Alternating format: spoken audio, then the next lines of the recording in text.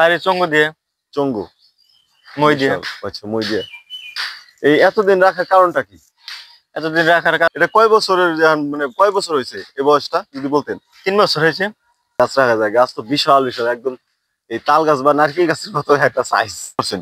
এই যাতে কি কোনো রোগ বালাই আছে ভাই? না ভাই, রোগ বালাই নাই। না। আসসালামু আলাইকুম সম্মানিত দর্শক, সকল প্রকার কৃষক, তরুণ উদ্যোক্তা এবং কৃষিপ্রেমী বন্ধুদের জানাই হেল্প এগ্রো বাংলা চ্যানেলে স্বাগতম। তো আমার ভিডিওটা আপনারা যে যেখান থেকে দেখছেন, দেশ এবং প্রবাস থেকে, বিশ্বের যে কোনো প্রান্ত থেকে, চলুন শুরু করা যাক। তো আজকে কথা বলবো কৃষক নাজমুল ভাইয়ের লগে। নাজমুল ভাই আসসালামু আলাইকুম। আসসালাম। কেমন আছেন ভাই? ভালো। দেখতেছি যে পেঁপে, তো এরকম গাছ আমি যত ভিডিও করছি এত বড় গাছ আমি কোন জায়গায় দেখিনি। তো মানুষ তো বলে আর কি যে পেঁপে গাছ কি এত বড় হয়? এটা কয় বছরের মানে কয় বছর হয়েছে এই বয়সটা যদি বলতেন? 3 বছর হয়েছে। এই শাহী জাতের পেঁপে কি 2 বছর হয় নাকি 1 বছরই শেষ? 2 বছর, 3 বছর, 4 বছর হয়। আপনি একটা গাছ দিয়েছেন 4 বছর, তো ডালপালা নিয়ে আছে ওই ভাঙ্গা গাছ, মানে অনেক অনেক বয়স হলে। তো ভাই এই 3 বছর যে রাখছেন আপনি, এই যে পেঁপে গাছ থেকে পারার মানে একটা কোন রকম সমস্যা হয় না? পারেন কিভাবে? বাইরে চঙ্গ দিয়ে, চঙ্গু মই দিয়ে। আচ্ছা, মই দিয়ে।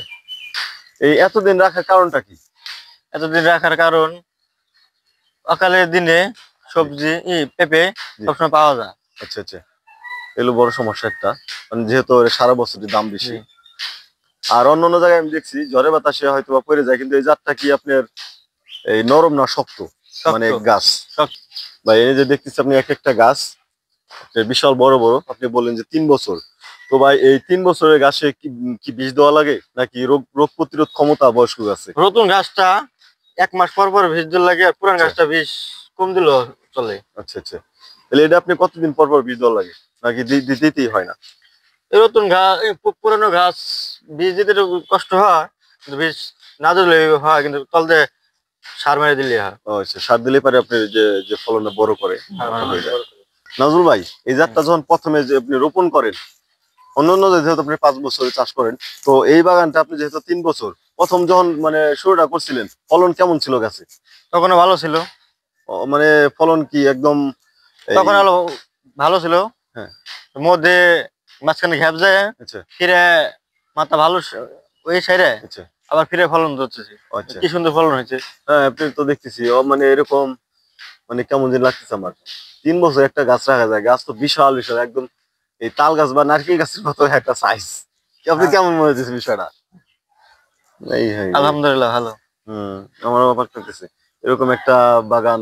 আবার নিজে দিয়ে আপনি মূলও দিচ্ছেন, এই যে মূলে দেখতেছি। হ্যাঁ, আবার এই যে ফুলকপি। নজরুল ভাই, এখানে দেখতেছি আপনি মূলও চাষ করছেন, এই পুরানো যে যে আপনার পেঁপে গাছ আছে এ নিজে মূলও চাষ করছেন। এখানে এটি কি দেখতেছি এই যেগুলো ফুলকপি উলকপি, আপনার এই কতদিন বয়স হলো এদের? একদম ছোট ছোট, 15 দিন। এটা কি ভালো হবে?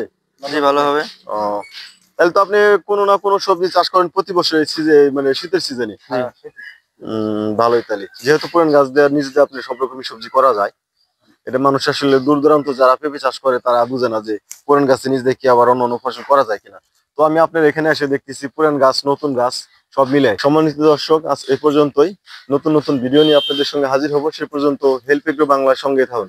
নাজুল ভাই আপনি ভালো থাকবেন, আপনার কথা বলেন ভালো লাগলো। রহিম ভাই, আল্লাহ হাফিজ।